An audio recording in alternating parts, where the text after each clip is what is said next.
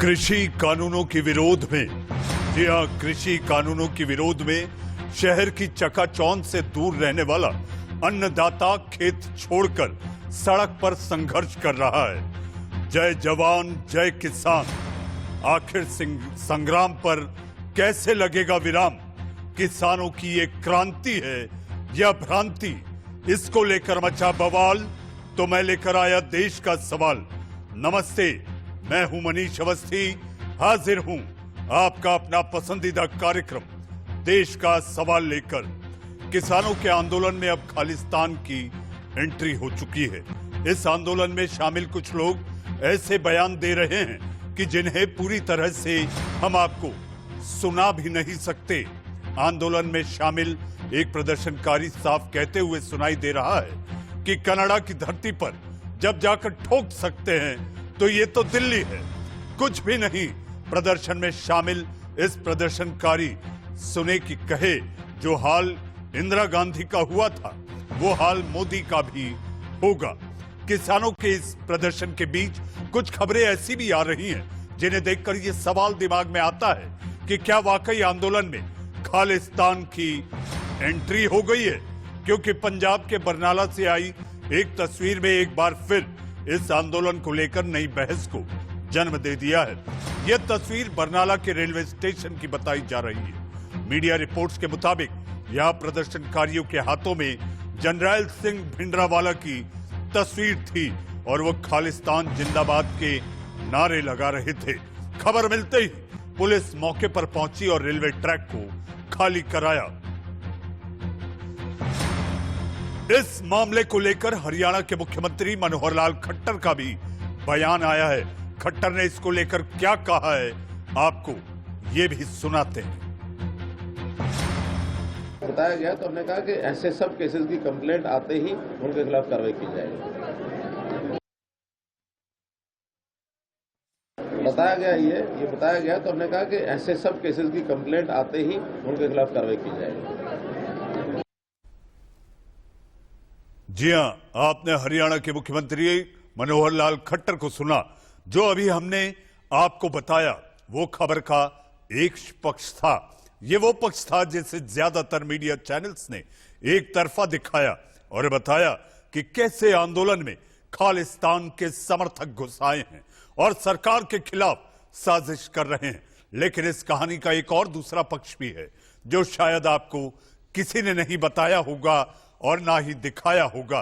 यह तस्वीर इस बात की गवाह है कि कैसे आंदोलन को सोशल मीडिया पर बदनाम करने की साजिश हो रही है। इस तस्वीर में किसानों का बैरिकेड फेंकते हुए वीडियो एडिट करके दिखाया गया और इसके बारे में प्रचारित किया गया कि किसानों का आंदोलन अब उग्र रूप ले रहा है और अपनी मांगों को लेकर आगे बढ़ रहे इन किसानों को काबू में करने के लिए इन पर कड़ी कार्रवाई करने की जरूरत है। मगर इस वीडियो से जुड़ी सच्चाई बताते हैं आपको। इस वीडियो में किसानों के बैरिकेड्स को इसलिए उठाकर फेंका या हटा रहे हैं क्योंकि किसानों के प्रदर्शन में एक एम्बुलेंस फंसी हुई है और उस एम्बुलेंस को रास्ता देने के लिए ये किसान बैरिकेड्स को हटाकर फेंक रहे हैं। इन तस्वीरों के बाद सवाल उठ रहे हैं कि किसान के आंदोलन को मरने और मारने की बात करने वाले चंद प्रदर्शनकारी आखिर हैं कौन? क्या चंद लोग हजारों किसानों की इस आंदोलन को हाईजैक करने की कोशिश कर रहे हैं? क्या किसानों के आंदोलन में भिंडरावाला का नाम लेकर इसे दबाने की कोशिश की जा रही है? यह आंदोलन राजनीतिक तो हो सकता है, लेकिन सवाल उठता है कि हजारों किसानों के इस आंदोलन को खालिस्तान से जोड़ना आखिर कितना जायज है? क्योंकि इस आंदोलन में सिर्फ पंजाब के ही किसान शामिल नहीं है, बल्कि यूपी के किसानों ने भी कृषि सुधार कानून के खिलाफ दिल्ली में की ओर कूच किया है।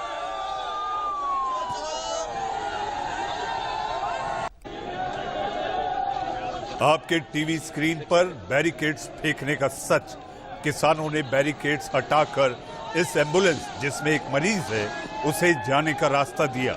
लेकिन जिस तरह से इस आंदोलन को बदनाम करने की एक कोशिश हुई, आपका अपना पसंदीदा चैनल इंडिया न्यूज आपको दिखा रहा है, बता रहा है, सच्चाई के करीब ले जा रहा है कि आखिर अन्नदाता को बदनाम करने की जो कोशिश है वो गलत है। और किसानों की ये दरिया दिली, ये उदारता आपके टीवी स्क्रीन पर कि एक एम्बुलेंस में जिसमें कि मरीज था उसे रास्ता दिया गया, और उस समय जो रास्ता दिया गया बैरिकेड्स हटाए गए, किसान आंदोलन पर थे, धरने पर थे।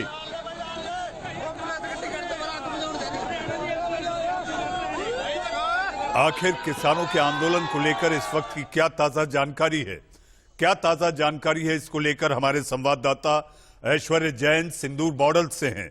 ऐश्वर्या, अब वहां क्या स्थिति है, और हम चाहेंगे कि आप अपने कैमरामैन से कहें कि आपके विश्लेषण के साथ साथ ताजा तस्वीरें दिखाएं कि अन्नदाता ठंड में किस तरह से सड़क पर अपनी मांगे पूरी करने के लिए बैठा हुआ है। ऐश्वर्या।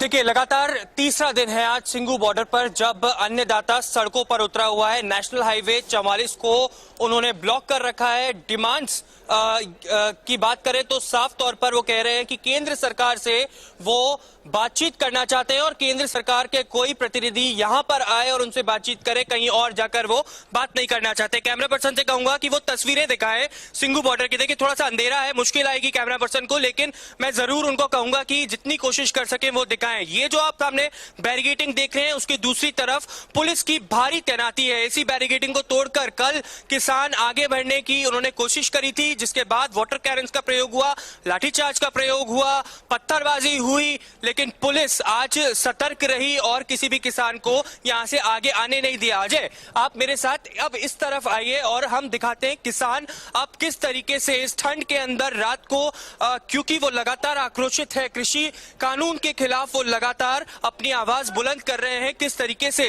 रात बिता रहे हैं। आज तीसरा दिन है। आज जब हम लोगों ने दिन भर किसानों से बात करी, इंडिया न्यूज ने किसानों की आवाज पहुंचाने की बात करी, तो उनका साफ तौर पर कहना था कि आप हमें निरंकारी बॉर्डर, निरंकारी ग्राउंड पर तो भेज सकते हैं बुराड़ी के, लेकिन क्या केंद्र सरकार वहां पर हमसे बातचीत करने के लिए आएगी? क्योंकि अगर एक बार हम वहां चले गए तो कहीं ना कहीं केंद्र सरकार उनकी आवाज नहीं सुनेगी। यहां से दिल्ली की नब्ज को उन्होंने पकड़ा हुआ है। जितने भी सामान दिल्ली के अंदर जाता है वो यहीं से सीधा जाता है, और ये जब हाईवे ब्लॉक होगा तभी केंद्र सरकार जागेगी और उठेगी। कई किसान यहाँ पर हैं, हम उनसे भी बात करेंगे और जानने की कोशिश करेंगे। आप ये बताइए, आप कहाँ से हैं? हम जी मोहाली से हैं जी। मोहाली से आए हैं, पंजाब से। आप इतनी दूर चलकर आए हैं, वहां से किलोमीटर्स तक हमने देखा है कि किसान यहाँ पर लगातार डटे हुए। केंद्र सरकार ये बोल रही है कि हम बातचीत करने के लिए तैयार है, आगे आपको परमिशन दे दिए कि दिल्ली में किसी जगह पर शांतिपूर्ण तरीके से आप प्रदर्शन करिए, हम आपकी बात सुनेंगे। 3 नवंबर का समय भी दिया है, क्यों नहीं आगे जा रहे हैं आप? उन्होंने जी हमारी गर्दन पे हमारा सांस लेना बंद कर दिया था। हमने अब उनके गर्दन के ऊपर अपना, जिसको पंजाबी में बोलते हैं, गोडा रख लिया है। ठीक है, अब यहीं पे ही बात करनी हमारी बनती है, और यहाँ पे अगर सरकार ने बात करनी है बात तो यहाँ पे भी हो सकती है। अगर आप ये सारा जाम देखो तो हम कम से कम 5-6 दिन तो उसको क्लियर करने में लग जाएंगे। बात करनी तो कुछ घंटों में ही हो जाएगी अगर बात करनी। ऐश्वर्या, हम चाहेंगे कि आप उनसे एक छोटा सा सवाल पूछें कि आखिर उनका नेता कौन है, इस आंदोलन की अगुवाई कौन कर रहा है? बिल्कुल बिल्कुल बिल्कुल। देखिए, तमाम संगठन है यहाँ पर, 500 से ज्यादा किसान संगठन आए हैं। मध्य प्रदेश, पंजाब, हरियाणा, राजस्थान, हर जगह से किसान दिल्ली पहुंच रहे हैं। इतनी बड़ी जनसंख्या है, इतने सारे लोग हैं, कौन लीड करेगा? अगर कमेटी बुलाई जाती है, केंद्र सरकार कहती है आप आइए हमें हमसे बातचीत करने के लिए, कौन नेता है, कौन कमेटी है, कौन लोग होंगे वो जो जाएंगे? या फिर कहीं ना कहीं लीडर लेस ये प्रोटेस्ट नजर आ रहा है? नहीं जी, कोई लीडर लेस नहीं है। किसान यूनियंस हैं, वो अपने आप आगे प्रोटेस्ट का उन्होंने जो कॉल दी है वो अपने आप जाएंगे, उनके नुमाइंदे हैं। पहले भी बात हुई है सरकार से, ये कोई नई बात नहीं है। सरकार साफ मन से आगे आएगी तो बात अपने आप सिमट जाएगी। सस्पेंड कर दें ये लॉज, उसके बाद बात करें, 5 मिनट की बात है, उसी टाइम बात का माहौल तो क्रिएट करे ना सरकार। नहीं तो बात तो, एक बात बताइए, बात तो आप बुराड़ी जाकर निरंकारी ग्राउंड में धरना प्रदर्शन कर भी कर सकते हैं। केंद्र सरकार ने कहा है 3 नवंबर को आइए, यहाँ पर हाईवेज को क्यों ब्लॉक कर रहे हो? बात यहाँ पे भी हो सकती है, अगर करनी हो सरकार ने, आज रात को ही बात कर सकती है सरकार अगर चाहे। इस तरह के धरने आंदोलन को लेकर, ऐश्वर्या, इस तरह के धरने आंदोलनों को लेकर हाईकोर्ट की कई गाइडलाइंस भी हैं। जी हाँ, हमारे साथ आदित्य नायर भी मौजूद है। आदित्य, आखिर किसान क्यों अड़िग हैं क्यों अड़े हुए हैं? जब सरकार बात करना चाहती है तो किसान अड़े हैं कि वो वहां आकर बात करें।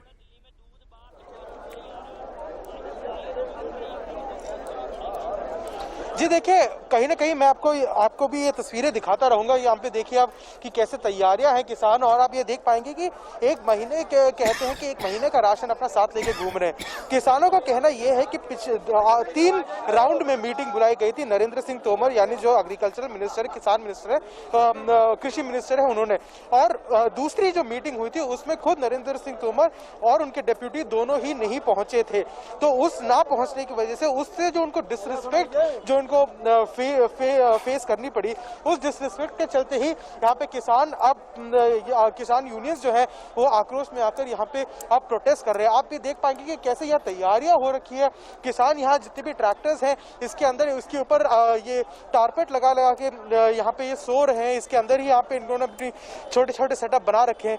तो हम आप जैसे देख पाएंगे कि यहाँ पे सारी तैयारियां, 1 महीने के राशन लेके आए। इनका कहना यह है कि पिछली बार जब बात करने के बारे में बात हुई थी तो खुद मंत्री नहीं आए थे, और अब जब बात करने की बात कर रहे हैं तो ये दिल्ली में भी इनको आने नहीं दिए जा रहे, जो इनका डेमोक्रेटिक राइट है। तो अगर ऐसा है तो इनको यही है, तो इनका कहना यह है कि अब सरकार को यहाँ आके बात करनी पड़ेगी, ये खुद वहां अब नहीं जाएंगे। यानी आदित्य, ये कहा जाए कि ये स्वाभिमान की लड़ाई बन गई है।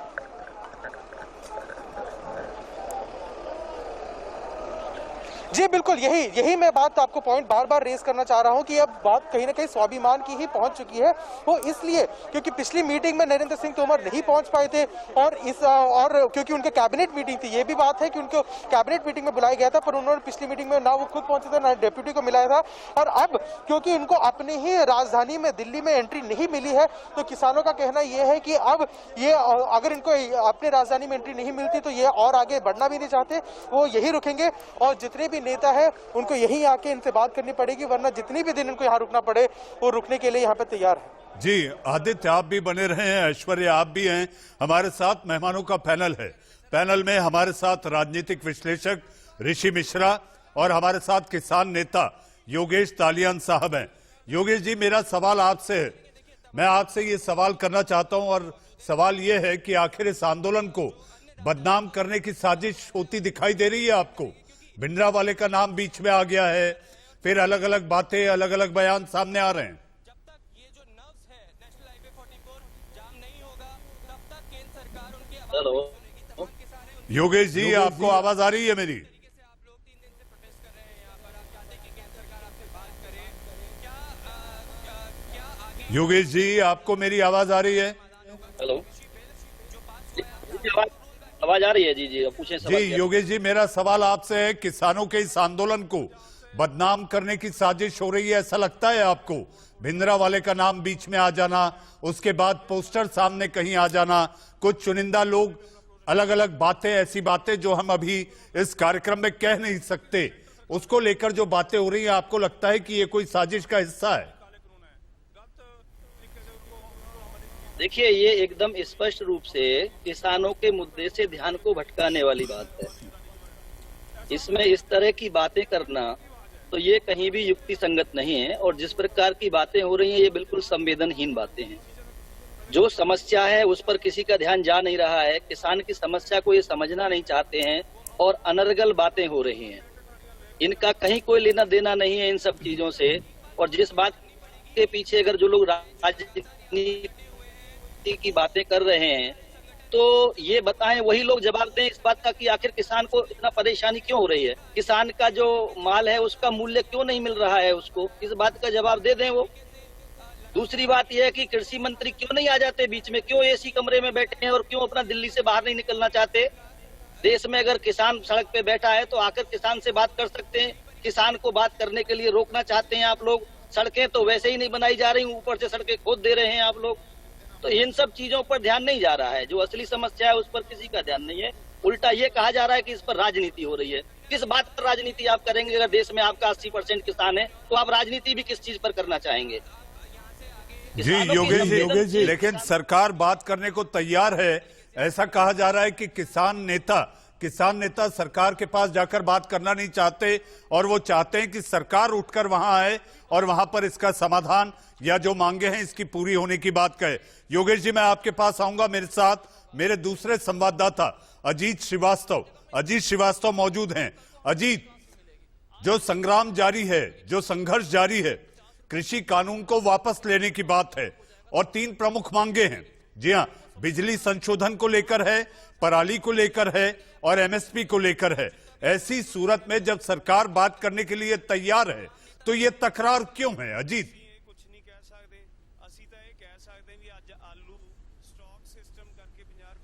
तो जिस हिसाब से किसानों की मांग है, उनका साफ तौर पर यही कहना है कि जो विरोधी बिल, जो तमाम तरह से विरोधी बिल जो लाए गए हैं, वो विरोधी बिल जब तक वापस नहीं लेते वो तब तक हम लोग यहाँ से हटने वाले नहीं। यानी साफ तौर पर विरोध उनका यही है कि लगातार सरकार जब तक एमएसपी के रेट फिक्स नहीं करती, कड़े कानून नहीं बनाती और जो भी इस पे एमएसपी रेट पे कोई भी धांधली करता है उस पे कड़ी कार्रवाई का प्रावधान नहीं लाती, तब तक हम हटने वाले नहीं।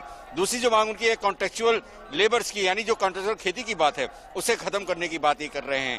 कह रहे हैं कि हम यही 2 मांग हमारी बेसिक है, अगर ये मांग लेते हैं तो हम कल हटने को तैयार हैं।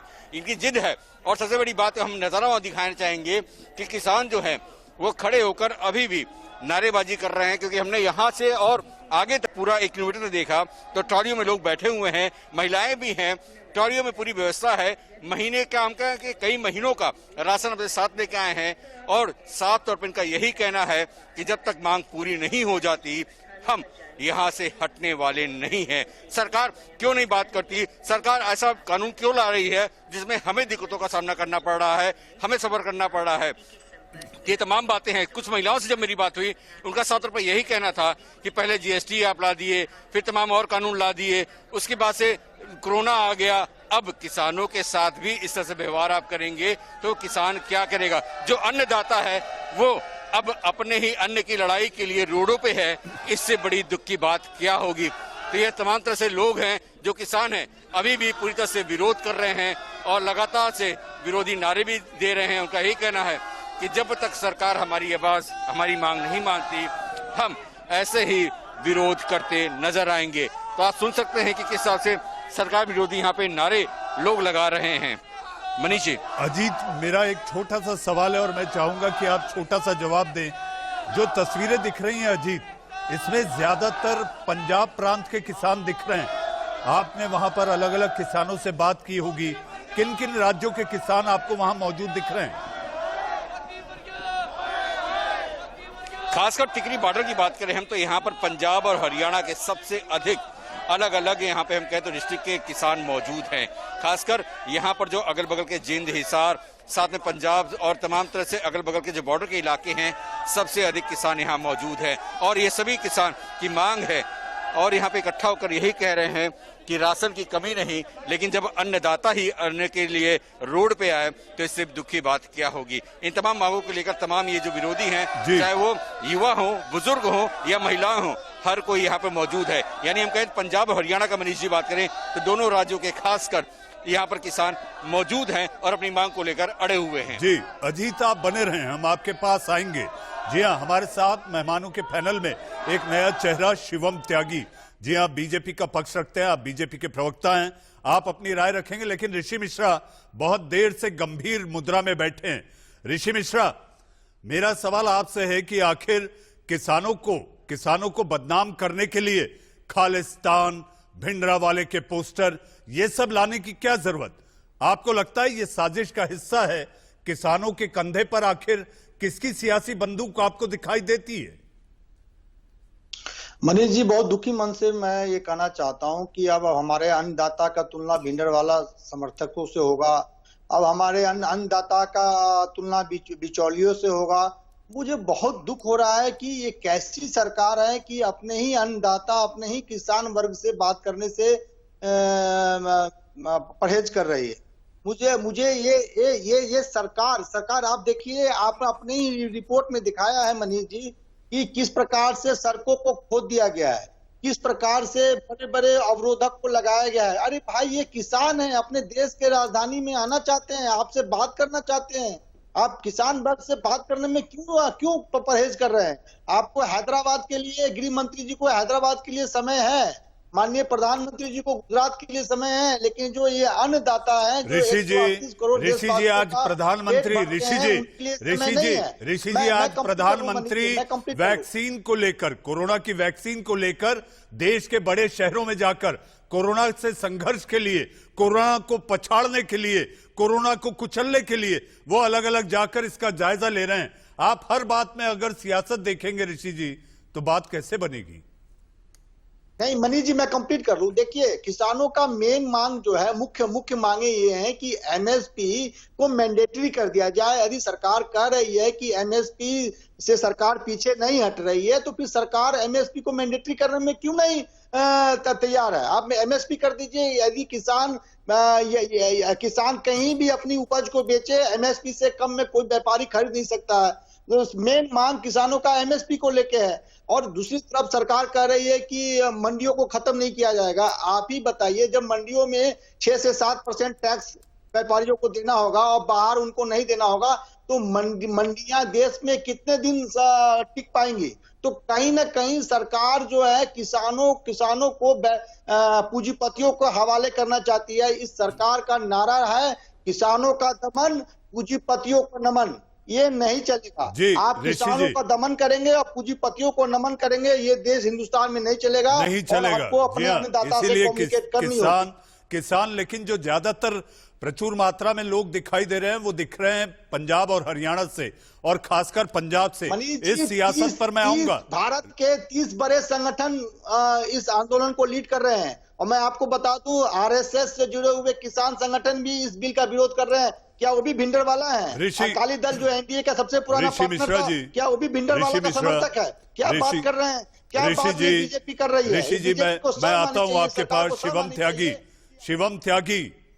शिवम, मेहनतकश किसान, कष्टकार किसान, बदनाम करने की साजिश हो रही है उनके आंदोलन को, उनके आत्मसम्मान को ठेस पहुंचाने की कोशिश की गई। मंत्री जी नहीं गए, राज्य मंत्री नहीं गए, और यही वजह है कि अपने घर से वो पोटली बांधकर 1 महीने के अनाज का, 1 महीने के किराने का इंतजाम कर वो सड़क पर पैदल चलता हुआ दिल्ली की ओर कूच कर आया है। आप ये बताइए, आखिर बात करने में दिक्कत क्या है? मनीष जी, बात करने में तो बिल्कुल दिक्कत है ही नहीं, और बात ना करने के लिए कभी किसी ने कहा ही नहीं।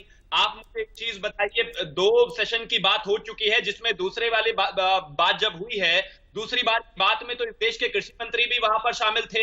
3 तारीख के लिए तीसरी बात करने का एक तरीका था कि चलिए फिर से बात करते हैं। अब आप मुझे एक चीज बताइए, बात करने के लिए किसने मना किया? इसी दौरान इस देश के गृह मंत्री ने भी कहा है कि 3 नेताओं को, जो किसान 3 नेता हैं, बड़े नेता हैं, जो इसको पॉपुलरली लीड कर रहे हैं, उनको 1 तारीख को बुलाकर मिलने का समय दिया गया है। आप मुझे एक चीज बताइए, जब लगातार बात की जा रही है, बात रखी जा रही है, बातें चल रही हैं, और इसके अलावा पंजाब की विधानसभा ने एक रेजोल्यूशन इस पर पास कर दिया है कि ये लागू वहां पर नहीं होगा, यानी कि हर तरफ से ये गारंटी हो गई है कि जिस कानून की बात हो रही है, जिस कानून का हवाला देकर दिल्ली आने की बात हो रही है, वो कानून पंजाब में लागू नहीं हो रहा। वहां की राज्य सरकार ने भी ये कह दिया। यहां पर लगातार 2 अर्ज की बात हो चुकी है, तीसरी बार बात होने की बात है, और फिर 3 तारीख को चौथी बार बात होने की बात है। आप मुझे एक चीज बताइए, आप आकर मेरा गला पकड़ लेंगे, 2 बार आप मुझसे बात कर चुके हैं, मैं आपसे बात कर चुका हूं, मैं कहता हूं चलो फिर से बात करेंगे तीसरी बार, आप कहोगे नहीं, मैं आपका गला पकड़ लूंगा, बात आपको अभी करनी पड़ेगी, यहीं इसी वक्त इसी टाइम,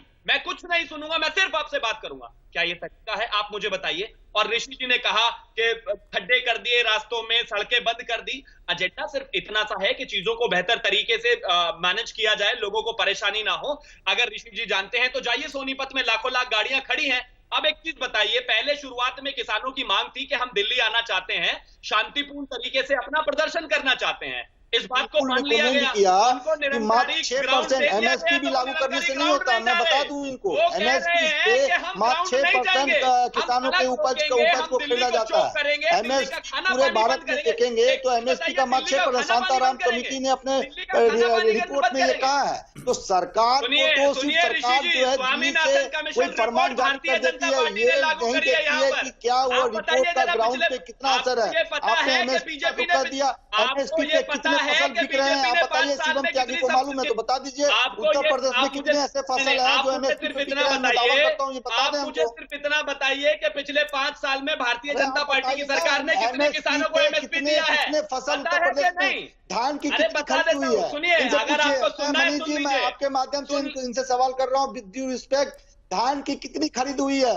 उत्तर प्रदेश में बीजेपी की सरकार है ना, सुन लीजिए ना, मैं धान आपको की जवाब दे कितनी रहा हूँ खरीद भाई। हुई है? अब सुनिए, बताइए आप हमको। अरे सुन तो आप लीजिए, बताइए आप अब हमको, मैं धान आपको की बता कितनी देता हूँ, खरीद हुई सुनिए। है? 5 साल का इतिहास सुन अब पढ़ लीजिए। क्या है यूपीए के भाई, पढ़ लिख क्या है 2009 कीजिए, से किसानों के 2000, साथ अरे इस सुनना प्रकार की पड़ेगा। व्यवहार ये मत लड़ने कीजिए। से ये कुछ नहीं देश होता के है, हिस्सा बेहतर है कि बात देश करें। के अन्नदाता है, बेहतर आपको है भी ऋषि मिश्रा जी रोटी देते तथ्यों हैं, पर हमें बात भी रोटी करें। देते हैं। ये किसान आतंकवादी नहीं है कीजिए, कि तथ्यों पर नक्सलियों की इधर तरह उधर आपने सड़कें रिटॉरिक से खुदवा कुछ नहीं दिया, होने वाला। नक्सलियों की तरह मनीष जी, आपने मैं तारे आपके लगवा माध्यम दिया, से इनको बताना नक्सलियों की चाहता तरह हूँ, आपने ऋषि मिश्रा जी का ज्ञान बारेबंदी कर वर्धन दी, कर देता हूँ। नक्सलियों की तरह बड़े बड़े पत्थर 2009 लगवा से दिया। आपने कभी देखा 2014 है किसी तक आंदोलन में सरकार ने एमएसपी जो सड़क खुदवा किसान दिया को हो? गया था 5 सालों में, वो था 2.06 लाख करोड़। अरे भैया, और आपको पता है शांताराम कमेटी रिपोर्ट 2014 से पढ़े हो कि नहीं? 2019 में अरे कितना भाई, गया? डिबेट करने आते हैं तो 700 थोड़ा पढ़ करोड़। लिया कीजिए। आपको पता भी है, शांताराम का थोड़ा पढ़ लिया शांताराम कीजिए। कमेटी रिपोर्ट में अरे क्या है, किसानों मिश्रा ने जी, क्या कहा? मिश्रा आप जी, बताइए। पढ़ लिया मैं इनसे कीजिए, सिंपल सवाल बेहतर पूछता हूँ, होगा। ये उत्तर प्रदेश से आप एक बिलोंग चीज करते बताइए हैं। मुझे, उत्तर प्रदेश कोई भी सरकार सवाल उठाने से पहले की जो तथ्य खरीद रखोगे बिक्री कि नहीं की है, रखोगे? कितने परसेंट की है, तथ्य कितने लाख रखोगे टन का कि नहीं खरीद रखोगे? बिक्री मैं हुआ वही है? बता बता रहा हूँ आपको दीजिए। कि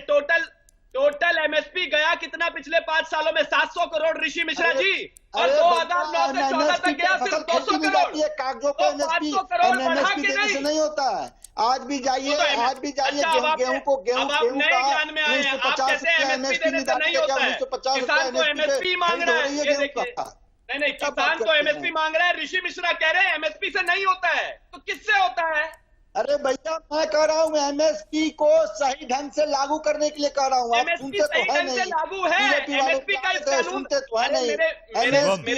मेरे वरिष्ठ पत्रकार जी, लागू करने की एमएसपी का जरूरत इस है। कानून मैं से कोई शांताराम लेना देना कमेटी है इसी ही सरकार नहीं। का इसी सरकार ने कभी ऋषि मिश्रा जी, इस कानून का एमएसपी से कोई लेना देना है ही नहीं। लगातार क्लैरिफाई किया गया। आप नहीं समझ रहे हैं इसको, या बरगला रहे हैं। पहले एक तो बात MSP आपको समझनी होगी शिवम, कि जिस तरह से कृषि कानून को लेकर आप लोगों को जन जागरण करना चाहिए था, आपको नहीं लगता कि आप लोग कमजोर साबित हुए?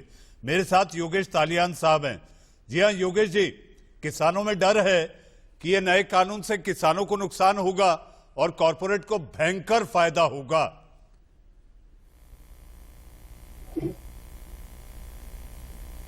योगेश तालियान,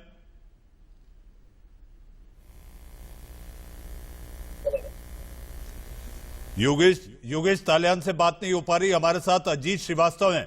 अजीत, वहां पर आप लगातार किसानों से बात कर रहे हैं, अलग अलग किसानों से। वहां पर आपको किसानों के इस आंदोलन का कोई बड़ा नेता दिखाई दिया जो इनकी अगुवाई कर रहा है? देखिए, बात करें मनीष जी, तो यहाँ कोई बड़ा नेता नहीं है, लेकिन यहाँ पे संगठनात्मक रूप से कई लोग यहाँ पे मौजूद हैं और उनके अंदर सब में यही डर है कि इस कानून से, जो विरोधी कानून लाया गया है, थोपा जा रहा है, उससे कारपोरेट जगत को जरूर फायदा होगा। यानी कारपोरेट जगत के लिए ही यह कानून बनाया गया है, किसानों के लिए नहीं।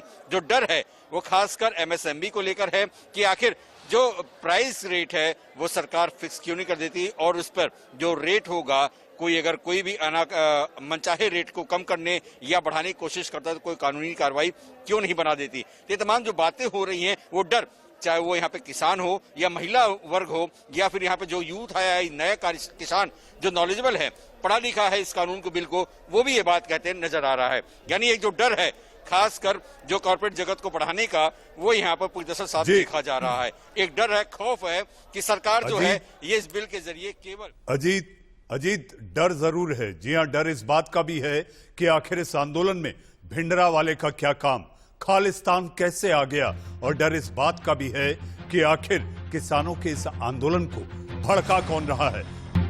जी हाँ, जैसा कि मैंने कार्यक्रम की शुरुआत में कहा था कि आखिर किसानों की ये क्रांति है या किसान भ्रांति में है। जी हाँ, कोई गुमराह तो नहीं कर रहा। आखिर इस आंदोलन को कौन है जो भड़का रहा है? ऋषि मिश्रा, आपकी उंगली मैंने देख ली है। आखिर कौन है जो भड़का रहा है? किसानों के कंधों पर आखिर किसकी सियासी बंदूक है? और आपकी जो उंगली उठी है, जिस प्रांत से सबसे ज्यादा किसान दिखाई दे रहे हैं, वहां की सरकार पर ये उंगली उठती दिखाई दे रही है। ऋषि मिश्रा, देखिए मनीष जी, आप अपने ही रिपोर्ट में दिखाया है कि सिर्फ एक किसान जो है, जो भिंडरवाला के सपोर्ट में कुछ बोल रहे थे, जबकि वहां लाखों किसान रोड पे सड़कों पे उतरे हुए हैं। तो किसान आंदोलन को कि भिंडरवाला या किसी अन्य तत्वों से जोड़ना गलत है, नंबर 1। नंबर 2, दूसरा मैं एक फैक्ट बता दूं, 24 नवंबर 2020 तक 304 लाख मैट्रिक टन धान की सरकार ने खरीद की है। उसमें से 67% पंजाब सरकार ने खरीदा है। तो आप समझ सकते हैं कि आज किसान सड़क पे क्यों हैं।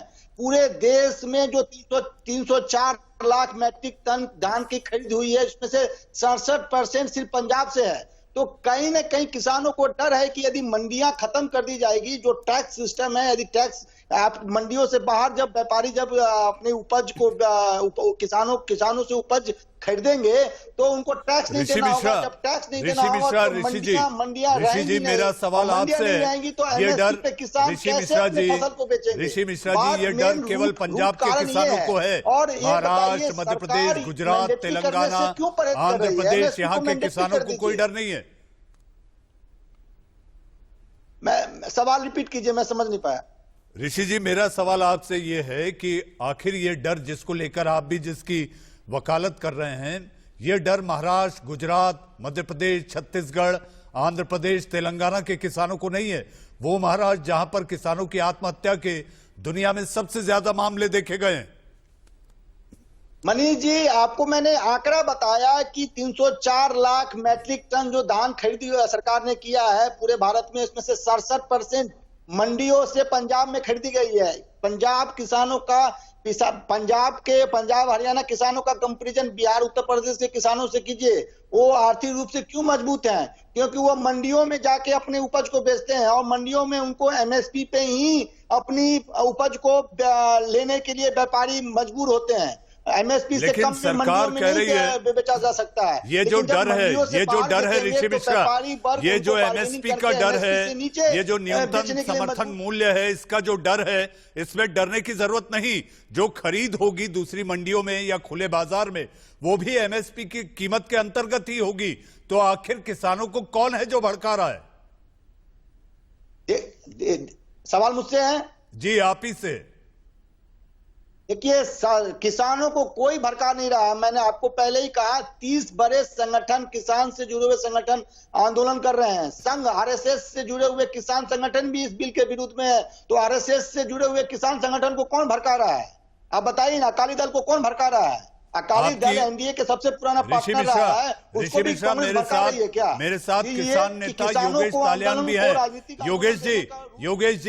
योगेश जी, थोड़ी देर पहले आपसे संपर्क टूटा था। अगर आपने इस बहस को सुना है और जो लगातार चल रही है, आपको लगता नहीं कि आखिर कोई तो है जो किसानों को भड़का रहा है, गुमराह कर रहा है? सरकार तो चाहती है कि भाई एमएसपी के तहत ही इसकी खरीद हो, जो भी उनकी उपज है वो सब कुछ किसानों के हित में होगी, इसका किसानों को फायदा होगा, बिचौलिए गायब हो जाएंगे, साहूकार होंगे नहीं। तो ऐसी सूरत में आखिर दिक्कत क्या है? बहुत बड़ी दिक्कत है। जिस प्रकार की बातें ये लोग कर रहे हैं कि इसको, आइए इस बीच सबसे बड़ी खबर, गृह मंत्री अमित शाह इस आंदोलन को लेकर कुछ कह रहे हैं। सीधा आपको वहां लिए चलते हैं।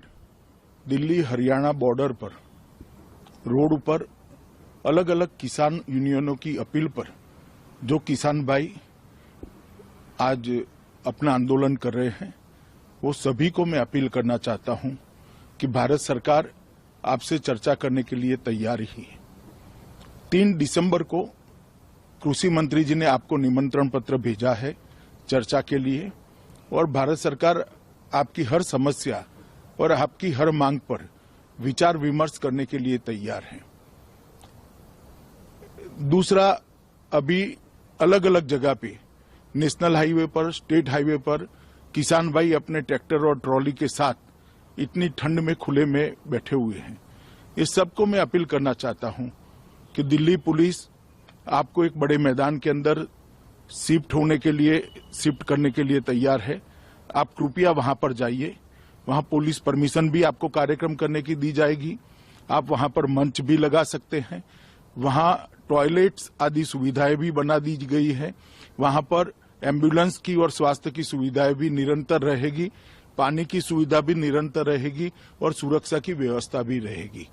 तो आप लोग रोड की जगह अगर वो निश्चित किए हुए स्थान पर जाकर अपना धरना प्रदर्शन शांतिपूर्ण तरीके से, लोकतांत्रिक तरीके से करते हैं तो मुझे लगता है कि इससे किसानों की भी परेशानी कम होगी और आवाजाही कर रहे आम जनता की भी परेशानी कम होगी। और अगर किसान यूनियन चाहते हैं कि भारत सरकार जल्द बात करे, 3 तारीख के पहले इनसे बात करे, तो मेरा आप सभी को ये आश्वासन है कि जैसे ही आप लोग इसमें शिफ्ट हो जाते हैं, एक स्ट्रक्चर्ड जगह पे अपने आंदोलन को शिफ्ट करते हैं और वहां पर आप अच्छी तरीके से सेट हो जाते हैं, दूसरे ही दिन भारत सरकार आपके साथ आपकी समस्या और मांगों के लिए बातचीत करने के लिए तैयार है। अतः किसान यूनियन के सभी नेताओं को मैं ये कहना चाहता हूं कि आप सारे किसान भाइयों को लेकर जो स्थान दिल्ली पुलिस ने तय किया है वहीं पर आ जाइए। पुलिस परमिशन के साथ शांतिपूर्वक तरीके से, लोकतांत्रिक तरीके से आपका आंदोलन चालू रखिए और शीघ्र भारत सरकार आपसे बातचीत करने के लिए तैयार है। बातचीत को भी आगे बढ़ाइए। इसमें किसानों की भी सुविधा ज्यादा रहेगी और रोड पर आने जाने वाले नागरिकों की भी सुविधा ज्यादा रहेगी। ये बात के लिए मैं किसान भाइयों को फिर से एक बार आश्वस्त करना चाहता हूं कि आपके शिफ्ट होते ही तुरंत ही हम आपसे बातचीत शुरू करेंगे, दूसरे ही दिन बातचीत शुरू करेंगे और आप शांतिपूर्ण तरीके से आपका आंदोलन भी जारी रख सकते हैं। जी आप सुन रहे थे देश के गृह मंत्री अमित शाह जो कि किसान के आंदोलन को लेकर कह रहे थे और किसानों की दुश्वारियां, जी हां, सर्दी रातों में, सर्द भरी रातों में जिस तरह से किसान आंदोलन कर रहे हैं, उन्होंने उनकी सहूलियत के लिए कहा आप आंदोलन जारी रख सकते हैं, दिल्ली में हम वो जगह आपको मुहैया करा रहे हैं और इसके साथ साथ पहली डेडलाइन 3 दिसंबर की है। अगर आप दिल्ली आते हैं और उस जगह पर जो तय जगह है वहां पर अगर आप जमा होते हैं तो उसके बाद सरकार दूसरे दिन आपसे बात करने के लिए और आपकी मांगों पर विचार करने के लिए तैयार है। योगेश ताल्यान, योगेश जी, आपने गृह मंत्री अमित शाह को सुना, सरकार आपसे बात करने के लिए तैयार है, आखिर किसान अब क्यों अड़े हैं, क्यों है ये तकरार? देखिए कितनी विचित्र बात है, क्या बातें करेंगे किसान? क्या आपके माध्यम से या दूसरे अन्य चैनलों के माध्यम से किसानों की बातें उनके कानों तक नहीं गई हैं? इतने संवेदनहीन ये लोग हो गए हैं कि इनको एक चीज जब दिखाई दी जब किसान सड़क पे आ गया, इनको तब दिखाई दी जब किसान रात में बैठ गया सड़क पे आके अपना घर द्वार छोड़ के। क्यों नहीं इनको 3 महीने पहले, 2 महीने पहले इनको पता नहीं था? जब ये कोरोना काल में ऐसा एक बिल पेश योगेश जी, मेरा आपसे कहना है कि चित भी मेरी पट भी मेरी, ऐसे नहीं चलेगा। एक तरफ तो आप चाहते हैं कि सरकार आपसे बात करे, जब सरकार सामने आकर मुखातिब होना चाहती है आपसे और एक तय जगह सरकार ने अगर सुनिश्चित कर दी है कि जहां पर आप लोग जमा होकर वहां पर अपना आंदोलन भी लोकतांत्रिक तरीके से जारी रखें और सरकार आपसे ठीक दूसरे दिन बात करने को तैयार है, तो आखिर ये अड़ियलपना क्यों? इसको नहीं कहा जाएगा? सारा देश देख रहा है इस चीज को। आज जिस स्थिति में ये लोग बात करने के लिए आए हैं, ये स्थिति क्या पहले बिल्कुल अनुकूल परिस्थितियों में बात हो सकती थी, लेकिन इनको नहीं करनी थी। अभी भी अरे लेकिन मुद्दा तो सुलझाना होगा ना योगेश जी। आप जिस बात को लेकर आंदोलन कर रहे हैं, अगर आपके मांगों को लेकर सरकार को आपसे बातचीत करनी है तो उसमें बुराई क्या है? क्या आप लोग नहीं चाहते कि आंदोलन खत्म हो? ये सियासत दिख रही है इसमें, क्योंकि सियासत अगर आंदोलन जारी रहेगा तो सियासत जिंदा रहेगी। नहीं, देखिए हम तो ये चाहते हैं कि आंदोलन हुआ ही ना करें। सरकार इतनी संवेदनशीलता से लोगों की बातें सुने कि उसको जनता को आंदोलन करने की शिवम त्यागी छोटा जवाब आज चूंकि गृह मंत्री ने कह दिया है कि हम बात करने के लिए तैयार हैं। अगर दिल्ली की तय जगह पर आकर यह आंदोलन जारी होता है या जारी रहता है, ऐसी सूरत में हम दूसरे दिन बात करेंगे, नहीं तो 3 तारीख जो 3 दिसंबर की बात है उसमें कृषि मंत्री से बात करने की बात को भी उन्होंने कहा। तो 2 मांगों को लेकर, यानी कि 2 बड़ी मांगे, सरकार तैयार है कि आप आइए बात करिए, लेकिन जगह हमारी होगी, तारीख हमारी होगी, वक्त हमारा होगा। स्वागत योग्य कदम है, बहुत साफ है जिस तरह से आपने सबको बराबर समय दिया। आशा करता हूं मनीष जी आप मुझे समय देंगे। और ये राजनीति क्यों है मैं आपको 10 सेकंड में बता देता हूं। इसको लीड कौन कर रहा है? भूपेंद्र सिंह मान, भारतीय किसान यूनियन के अध्यक्ष जो 2019 में कांग्रेस से समर्थन टिकट पे लड़े हैं। आप कहते हैं ये राजनीतिज्ञ नहीं है। दूसरे बड़े नेता हैं गुरनाम सिंह चुडानी जो प्रदेश अध्यक्ष है भारतीय किसान यूनियन के हरियाणा से, वो भी कांग्रेस से मतलब रखते हैं। तीसरे नेता हैं दर्शनपाल सिंह, वो भी वहीं से नेता है। और एक और एक बड़ा तथ्यात्मक अरे समर्थन पर टिकट लड़े, आपको पता है कि नहीं?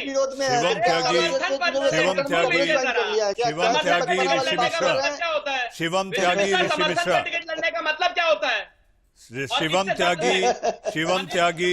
शिवम त्यागी ऋषि मिश्रा, अजीत श्रीवास्तव और योगेश तालियान साहब, जी हाँ, सरकार ने अब सामने से आकर ये पेशकश की है कि आप लोग दिल्ली आ जाइए। आपकी भी आखिर यही मांग थी कि हम दिल्ली आना चाहते हैं और बात करना चाहते हैं, तो आखिर बॉर्डर पर आप क्यों जमे हुए हैं? जी हाँ, आखिर किसानों के कंधों पर कौन अपनी सियासी बंदूक चलाना चाहता है?